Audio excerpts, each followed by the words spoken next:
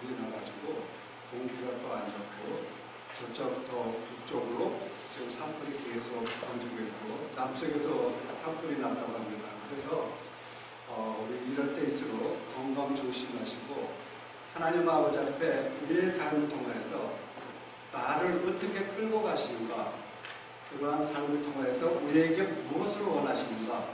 그래서 여러분들 하나님 아버지 앞에 계속 기도하시면서 하나님 아버지 앞에 열심히 성경 책도 많이 읽고 하나님 아버지 주신 그 사명 감당하시는 여러분이 되시기를 바랍니다. 우리 양 목사님 지금 한국에 제가 아까 전도사님한테 잠깐 들어보니까 일주일 동안 갔다 오신다고 여러분이 오셨더니 기도해야 되기 때문에, 그래서 여러분 참 좋은 목사님 만나셨다고 자부심을 가지시기 바랍니다.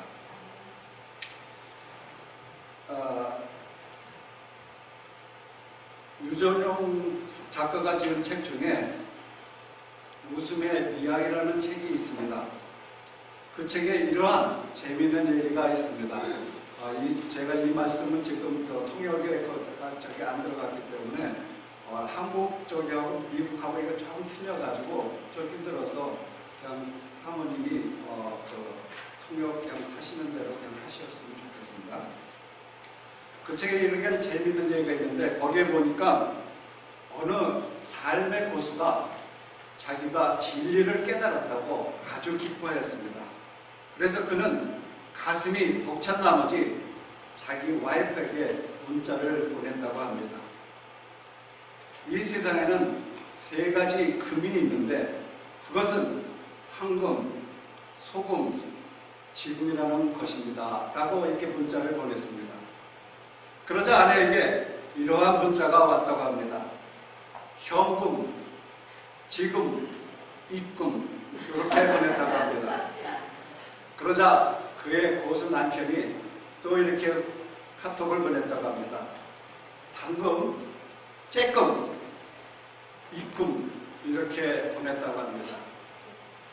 여러분한테 한번 질문하고 싶습니다. 여러분들은 황금, 소금, 지금 어떤 것이 가장 소중하십니까?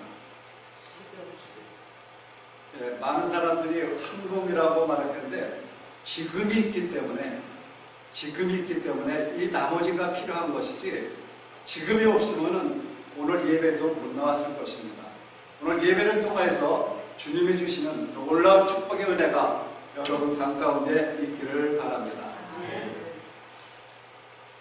우리가 교회가 세상에 의해서 과거 그 어느 때보다도 더 신랄하게 비판을 받고 있는 그러한 시대에 살고 있습니다. 그러한 비판 중에 상당한 부분이 타당한 내용도 있다고 생각을 합니다. 그리고 그 비판에 대해서 오늘날의 교회는 그 책임을 져야 한다고 저는 생각을 하고 있습니다. 그러나 세상 사람들의 그 비판 중에 어떤 것은 우리 교회의 가업뿐만 아니라 교회를 미워하는 세상의 생리 때문이라고 할 수도 있습니다. 그런데 참 이상한 점은 많은 사람들이 교회를 싫어하고 교회를 비판하면서도 우리 교회를 바라보고 또 교회에 대한 기대를 많이 갖고 있다는 사실인 것입니다. 이러한 아이러니는 다음과 같은 감정에 비유할 수도 있을 것입니다. 어떤 사람에 대해서 나에게 도움이 기대하고 또 그를 기다리지만 그가 나에게 도움을 주지 못할 때 그에 대한 배신감이나 미움 같은 거, 아마 이러한 감정이 같은 것입니다. 왜 세상은 교회에 대해서 기대를 하고 있는 것입니다. 세상은 어쩌면 자기들에게는 아무것도 기대할 수 없다는 그 사실을 스스로 인정하고 있는지도 모릅니다.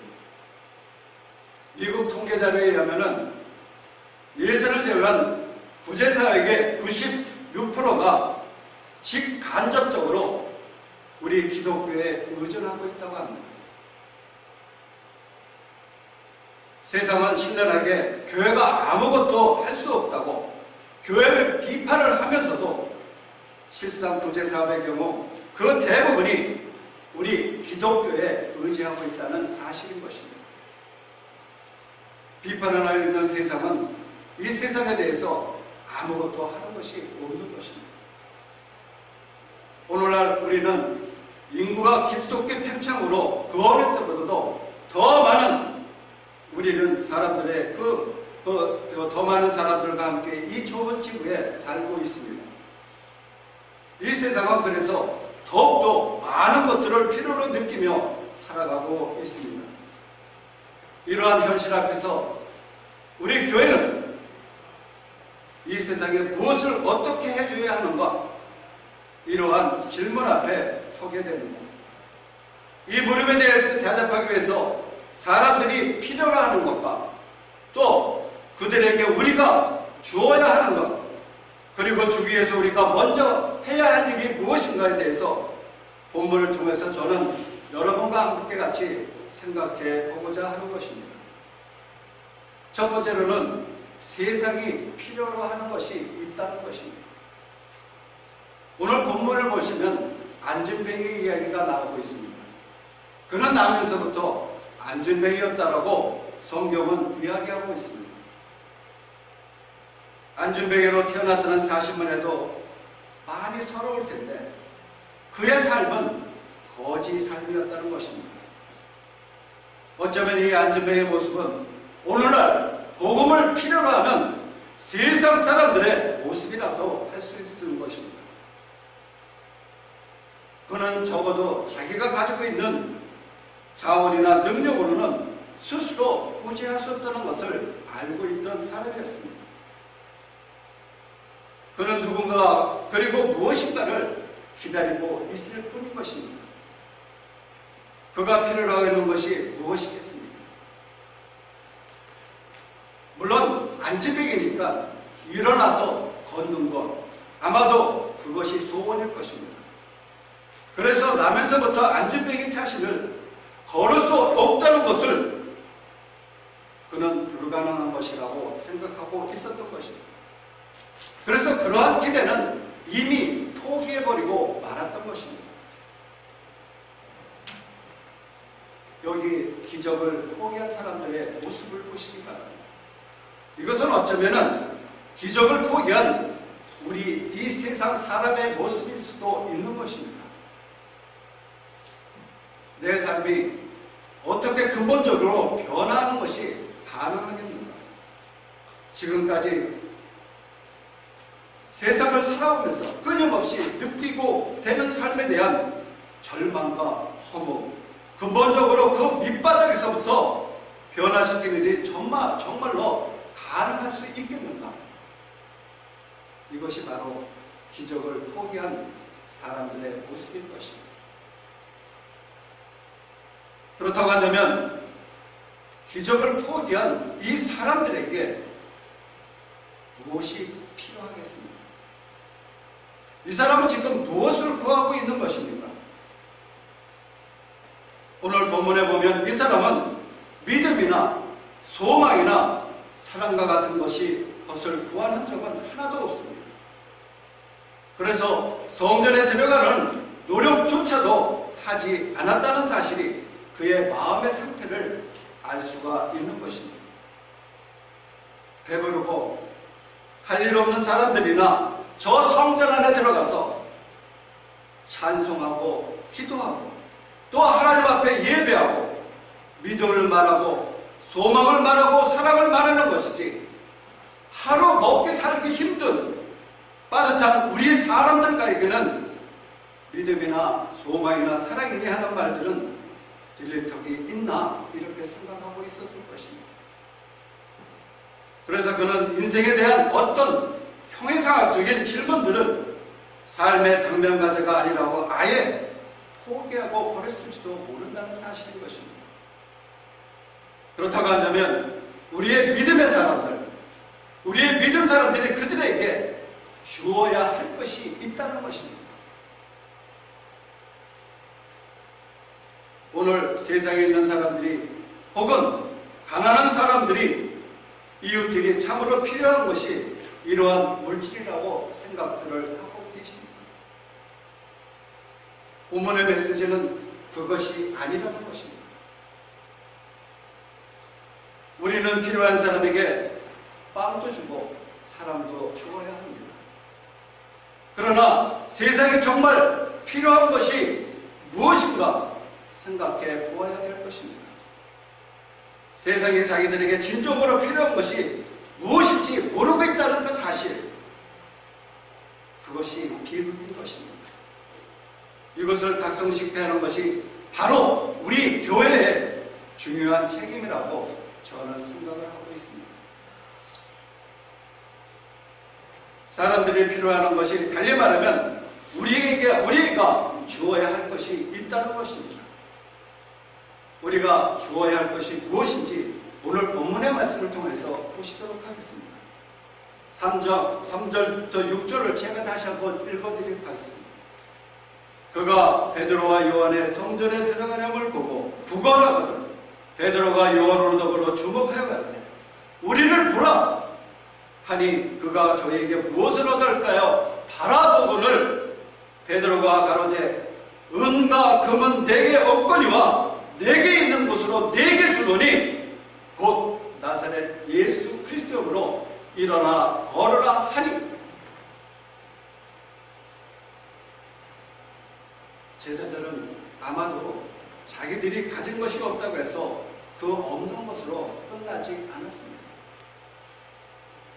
그들은 내게 무엇이 있는 것인지 그리고 무엇을 줄 것인지 생각을 했던 것입니다. 그들은 자기에게 주어진 것으로 어떻게 하나님을 섬기고 이웃들을 섬길 것인지 생각을 했던 것입니다. 내게 있는 것으로 내게 주거니 하나님 아버지께서 내게 무엇을 주셨습니까? 하나님 아버지께서 여러분들에게 무엇을 주셨습니까? 베드로와 요한은 자기들에게 있는 거 먼저 생각했을 것입니다.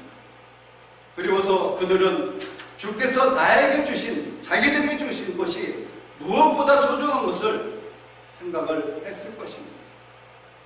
내게 있는 것으로 내게 주노니 나사렛 예수 그리스도의 이름으로 이름으로 걸어라 하니. 그리스도의 이름, 이 보배로운 이름이 내게 주어졌다는 사실을 생각을 했던 것입니다.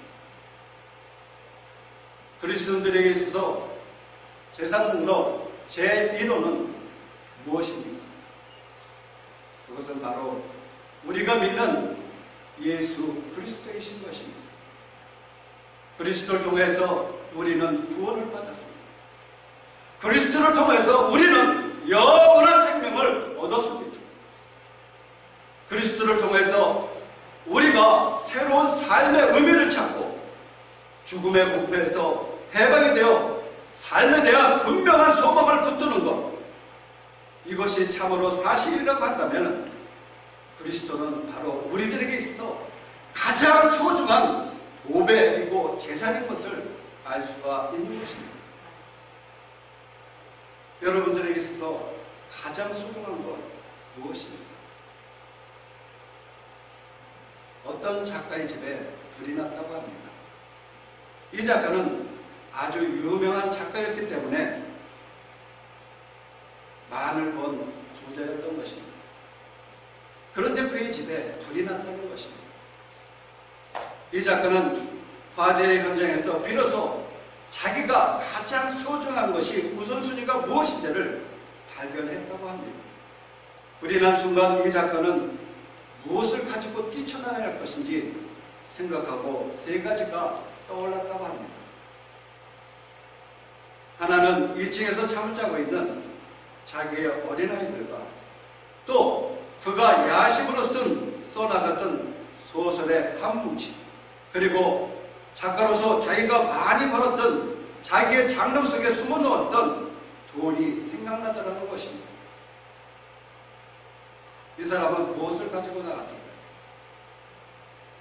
그는 아들을 데리고 나갈 것인지 아니면 원고 뭉치를 들고 나갈 것인지 아니면 돈을 들고 나갈 것인지 고민을 하게 되었던 것입니다. 그는 작가인 만큼 원고가 아마도 가장 소중하다고 생각할 수도 있을 것입니다. 그러나 결국 이 사람은 2층에 차고 있는 자기의 어린아이들을 구하고 뛰쳐나가면서 원고보다도 자기 아들을 소중하게 깨달았던 것입니다.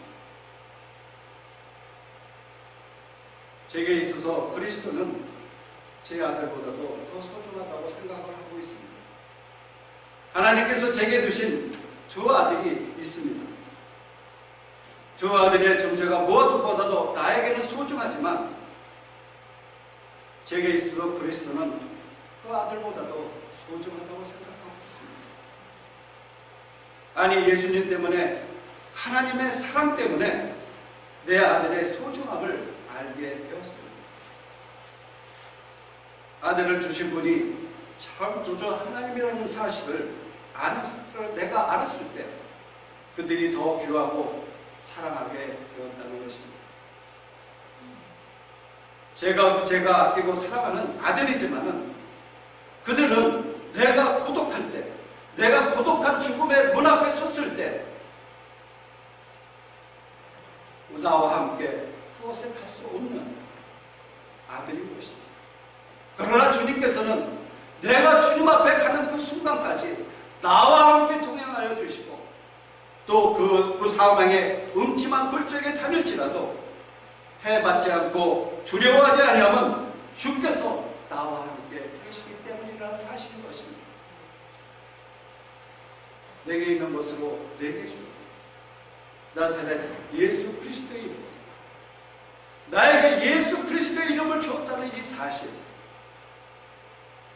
베드로와 요한에게 있어서 가장 소중한 재산은 바로 이 예수 그리스도인 것입니다. 이 안진병을 치료한 기적의 사건 이후에 베드로와 요한은 이 안진병의 최대한 기적을 자신이 걷게 됐다는 사실인 것입니다. 성경이 말하려고 하는 것은 그 안진병의 이 거지가 자기를 치료한 그리스도가 누구인지를 알게 되었다는 사실인 것입니다. 3장의 마지막 절을 보면 그분을 통하여서 축복이 가능하다는 것을 말씀하시고 있습니다. 생명의 주, 우리를 구원한 주, 영원한 우리의 축복의 주 예수 그리스도를 중원하고 있는 것을 우리는 볼 수가 있는 것입니다. 그리스도는 건강보다도 더 소중하고 우리의 모든 질병보다도 치료보다도 더 소중하고 우리의 가지고 있는 물질보다도 더 소중하고 우리의 가지고 있는 자식들보다도 더 소중하고 내 목숨보다도 더 소중한 분이신 것입니다. 이 안진병에 있어서 걷게 된 것 아마도 그 생에 있어서 최대의 경험이었던 것일 것입니다. 그러나 그보다 더 중요한 것은 그가 그리스도를 알게 되었다는 사실인 것입니다.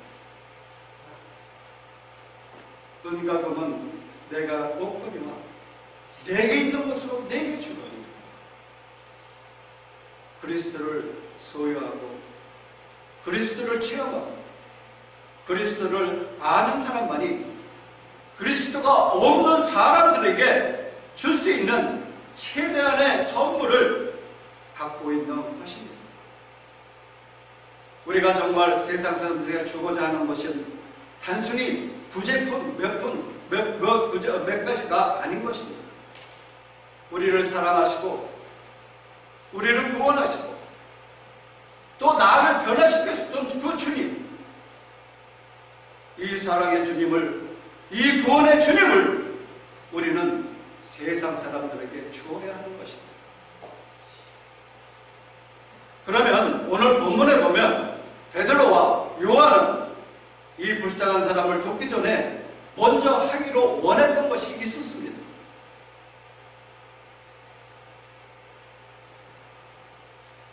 오늘 본문에 보면 그들은 무엇을 하러 가다가 이 안진뱅이를 만나게 되었습니다. 오늘 1절에 보시면은 제9도 시간에 베드로와 요한이 성전에 올라갈 때 말씀하시고 있습니다. 그들은 기도하러 성전에 올라가고 있었던 것입니다. 우리가 우리 이웃들을 사랑하고 그들에게 자비를 베풀 수 있는 그 동기는 무엇이라고 생각을 하고 있습니까? 우리의 마음속에 있는 우리의 그 이웃들에게 사랑을 실천의 용기는 어디서부터 우리에게 주어지는 것입니까? 선거의 추진력은 무엇이라고 생각하고 있습니까? 그것은 바로 기도에서부터 시작되는 것입니다. 왜 기도가 필요한 것입니까? 무엇 때문에 우리는 예수님 앞에 나와서 예배가 필요한 것입니다. 우리가 조금 봉사하다가, 우리가 전도를 하다가, 또한 좌절하고 중단하는 그 이유는 어디에 있는 것입니까? 전도하고 봉사하고 남을 돕는 것처럼 힘든 것은 아마도 이 세상에 없을 것입니다. 그것은 바로 자전해버리기, 조금 하다가 자전해버리고 말하기 때문인 것입니다. 하다가 어려운 일이 생기면 동기를 소멸해버리고, 욕을 먹으면 이렇게 일할 필요가 있는가 생각을 하는 것입니다. 그러나 하나님 앞에 한번 나와서 감격적인 예배를 한번 드려보시기 바랍니다. 설교자의 음성이 아니라 호련히 하나님의 음성을 듣는 역사가 일어나게 되는 것입니다. 주님 앞에 엎드려 기도하는 그 시간, 내 마음을 어루만지시는 하나님의 손길을 경험하는 그 순간에 우리는 일어나서 다시 해야 할 일들을 결심하게 하게 되는 것입니다. 기도와 예배를 통해서 호련히 내게 임하신 성령님의 힘이고 우리는 다시 일어나게 되는 것입니다. 그렇다, 세상을 하여서 나는 가야 한다. 내 생의 마지막까지 포기할 수 없는 사랑을 위해서, 포기할 수 없는 그 자비를 위해서 우리는 일어서야 한다. 나를 위해서 자기의 목숨도 아끼지 않으신 우리 주님의 사랑과 자비의 힘으로 나는 일어나 가야 한다. 이렇게 고백해야 할 것입니다. 그래서 우리는 기도가 필요합니다. 그래서 우리는 예배가 필요한 것입니다. 아무리 우리 생활이 바빠도 기도와 예배는 포기할 수 없는 것입니다. 그것은 우리들의 삶에 있어 우선순위인 것입니다. 다니엘은 이방나라의 포로를 받아서 노예를 생활을 하면서도 하루에 3번씩 시간을 작정하고 기도를 하였습니다. 동트는 새벽에 창문을 열고 찬란한 태양을 바라보면서 지는 해를 바라보면서 산에 계신 하나님 앞에 자기의 민족을 위해서, 자기의 가족을 위해서, 자신을 위하여서 기도하는 시간을 가졌던 것입니다. 오늘 본문에 보시면 그리스도의 모습은 볼 수가 없습니다. 본문에 그리스도가 어디에 있습니까? 복음서를 읽어보면 예수님께서 제자들 가운데 활동하시는 것을 우리는 볼 수가 있습니다. 그러나 사도행전에 들어가면서 보면은 그리스도의 모습이 볼 수가 없는 것입니다. 사도행전 1장에 보시면 승천하신 예수님께서는 지금 어디에 계시는 것입니까? 바로 그 예수님은 제자들 안에 계셨던 것입니다. 다시 말씀드려서 그것을 알 수 있는 것입니다. 내가 내게 있는 것을 네게 주노니 나사렛 예수 그리스도의 이름으로, 바로 내 안에 예수 그리스도가 계셨던 것입니다. 사도행전의 역사는 제자들이 자기들 안에 찾아오신 그리스도를 드러내기 위해서 삶의 현장으로 나가는 모습을 기록한 책입니다. 그래서 성령 행전이라고 말들을 하고 있습니다. 오늘 본문의 종이는 저 주인공은 베드로와 요한입니다. 이들은 본래 고기를 잡던 어부 동창생이었습니다.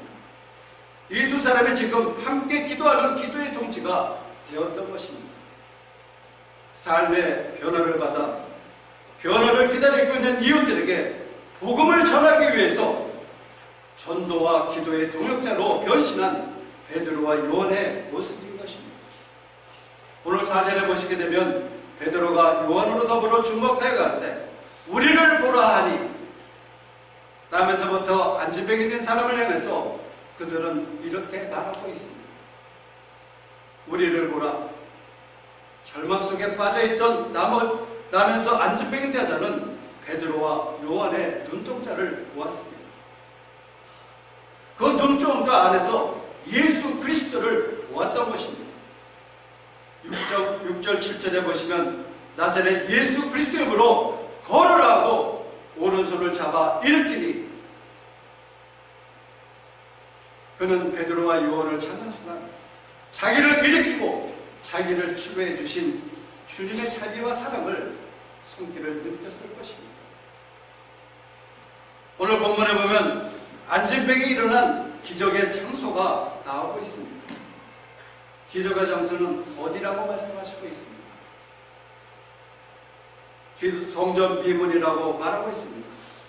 옛날 예루살렘 성전 근처에는 성전으로 가는 여러 개의 문이 있다고 있었습니다. 그 중에 하나가 동쪽에서부터 들어와 이방으로 뚫어나가는 미문이라는 문이 있었습니다. 거기에는 죄인들과 이방인들이 새로운 삶을 체험하기 때문에 아름다운 문이라고 불렸던 것입니다. 예배와 말씀과 기도와 성경 공부를 통해서 변화받은 사람들이 기적을 가지고 나가는, 그리고 세상을 변화시키는 위하여 나가는 그러한 문이 얼마나 아름다운 문인지 모릅니다. 만약 이러한 기적과 이러한 변화가 우리의 속에 일어나지 않는다면 교회의 문은 아마도 위선자 문이라고 할 수도 있을 것입니다. 하나님의 사랑을 통해서 변화를 받은 사람들이 이 사랑의 증거하기 나누기 위해서 나가는 그리고 죄인들을 변화시켜주는 이 사랑을 증거해서 나가는 그 변화받은 사람들이 사랑을 증거하고 또 나눠주기 위해서 나가는 그 문, 죄인들을 변화시키는 역사가 일어나는 저 아름다운 성전의 미문, 이 문은 과연 우리가 섬기는 교회의 문이 될 수가 있다는 것입니다. 이것이 하나님께서 오늘 저와 여러분에게 던지는 질문인 것입니다. 이것이 바로 우리가 가지고 있는 우리의 과제요, 숙제인 것입니다. 오늘 주님 앞에 나와서 여러분은 예배를 드렸습니다. 예배를 드리고 나서 우리 가서 한잔할까? 예배를 드리고 나서 우리 가서 한번 볼까 한번 칠까? 이것이 아마 우리 기독교의 모습은 아닐까 생각해 봅니다. 이것이 우리 신앙의 모습이 아닐까 한번 생각해 봅니다. 우리의 마음속에 부조리와 부정직과 시기와 질투와 부정과 부패와 정욕과 욕심과 간음과 미움과 살인의 죄를 품고 있으면서도 예배를 드렸다는 그 사실 하나로도 내가 만족을 한다면 우리의 모습은 아마도 위선자일 것입니다. 오늘날 현대의 바리새인의 모습을 가지고 있지는 우리가 가지고 있지는 않습니다. 우리는 오늘 이 시간 한번 이렇게 기도하기를 원합니다. 주여, 우리를 용서하여 주시옵소서. 나를 용서해 주시옵소서. 이 세상에 무엇보다도 소중하신 내 생명의 주님, 내 구원의 주님, 나에게 우리 성령님의 그 놀라운 역사를 주님께 찬양을 하기를 원합니다. 그러면서 우리는 이렇게 증거하시기를 바랍니다. 가난한 사람들에게 그리스도, 슬퍼하고 있는 사람들에게 그리스도, 절망하고 있는 사람들에게 그리스도를, 교만한 사람들에게 예수 그리스도, 오만한 사람들에게 예수 그리스도를 한번 증거해 보시기 바랍니다. 그들이 참으로 그리스도를 만나게 되면 아마도 그들은 변하게 될 것입니다. 그러나 그냥 건성으로 교회만 왔다 갔다 한다고 하면 그리스도가 없는 사람들에게 교회는 위선의 장소일 밖에 없는 것입니다. 오 주님, 저는 주님을 알기를 원합니다. 내 구원의 주님, 내 생명의 주님, 내 영광의 주님, 그 주님을 알기를 원합니다.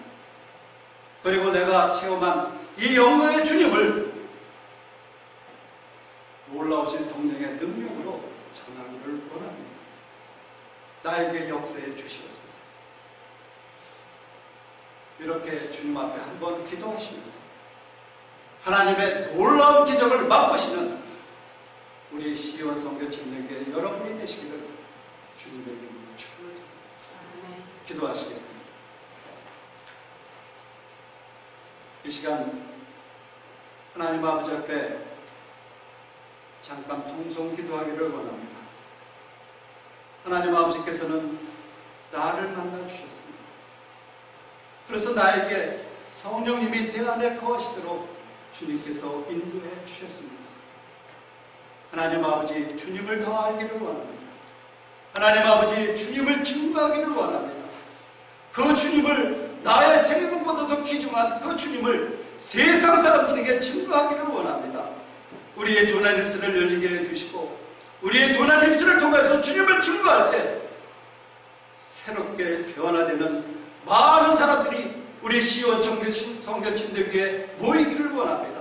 하나님 아버지, 역사해 주시옵소서. 주님께서 역사해 주시옵소서. 이렇게 잠시 동안 기도를 하시도록 하겠습니다. 하나님 아버지, 감사합니다. 오늘도 저희들